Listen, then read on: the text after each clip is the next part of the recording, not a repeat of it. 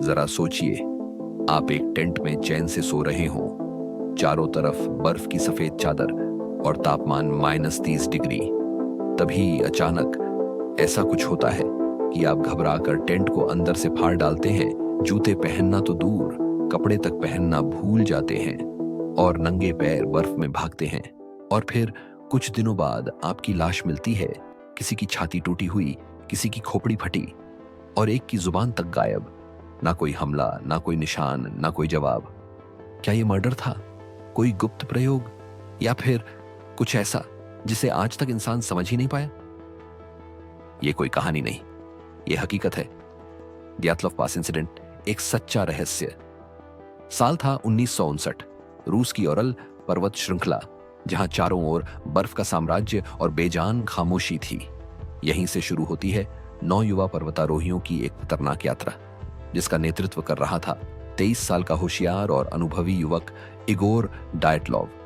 उसके साथ थे 8 और साथी, सभी तगड़े, पढ़े लिखे और पहाड़ों में माहिर। मिशन था ओटोटन नाम की एक ऊंची चोटी पर चढ़ाई करना। अगर यह मिशन सफल होता तो उन्हें सर्टिफाइड मास्टर ट्रैकर की मान्यता मिलती। 28 जनवरी को उन्होंने यात्रा शुरू की।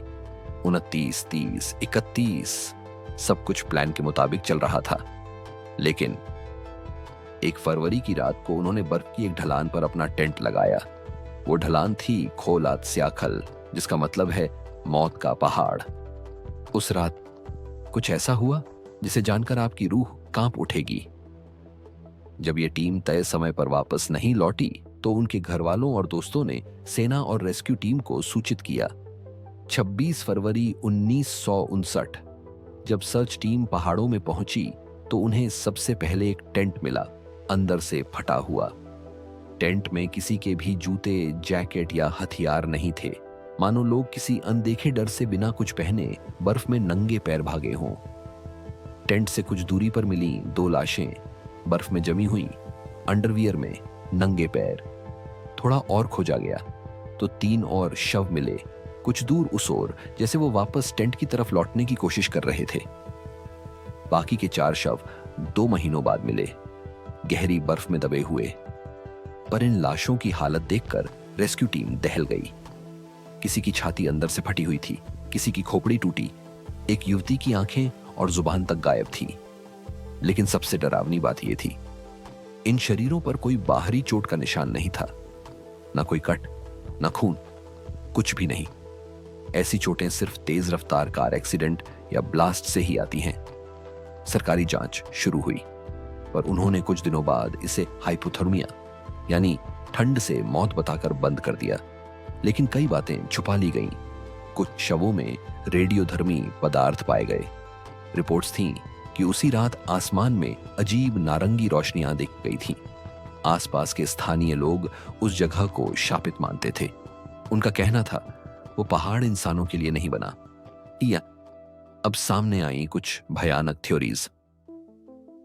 एक सीक्रेट मिलिट्री टेस्ट। कई लोगों का मानना है कि वहां कोई गुप्त हथियार टेस्ट किया जा रहा था और उस विस्फोट या रेडिएशन की चपेट में पूरी टीम आ गई।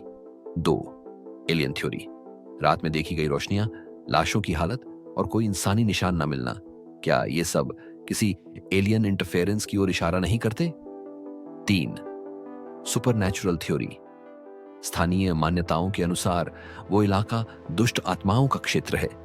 कई यात्रियों ने उस जगह से अजीब चीखें, रहस्यमयी आकृतियां और डरावनी घटनाएं महसूस की हैं।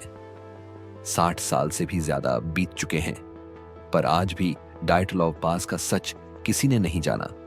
ना कोई अपराधी मिला, ना कोई सच्चा जवाब। बस बर्फ में दबे रह गए 9 बेगुनाह लोग और पीछे छूट गया एक ऐसा रहस्य जिसे आज तक कोई नहीं सुलझा पाया।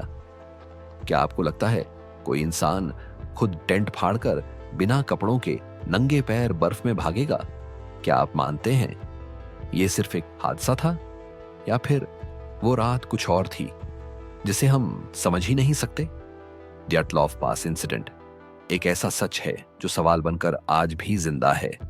अगर ये कहानी आपको चौंका गई तो इस वीडियो को लाइक करें और कमेंट में बताएं आपके हिसाब से उस रात क्या हुआ था। और अगर आप चाहते हैं ऐसी और सच्ची लेकिन डरावनी कहानियां तो चैनल को जरूर सब्सक्राइब करें, क्योंकि कुछ रहस्य सिर्फ सुने नहीं जाते, महसूस किए जाते हैं, वो भी रूह तक।